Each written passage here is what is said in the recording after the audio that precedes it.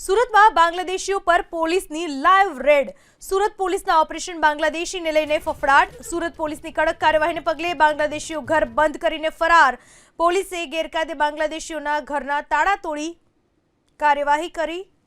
ઘરમાં બાંગ્લાદેશીઓને લઈને કોઈ પુરાવા છે કે કેમ તેની તપાસ શરૂ કરી।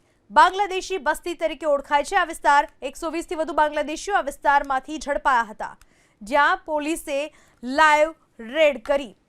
જો કે આ સમયે બાંગ્લાદેશીઓ પોતાના ઘરને તાળા મારીને ત્યાંથી ફરાર થઈ ગયા, ગાયબ થઈ ગયા, પરંતુ પોલીસે પણ આ ઘરના તાળા તોડીને તપાસ કરવાની શરૂ કરી। તેમના ઘરમાં બાંગ્લાદેશી કોઈ દસ્તાવેજો છે કે કેમ તે તમામ બાબતને લઈને તપાસ શરૂ કરાઈ।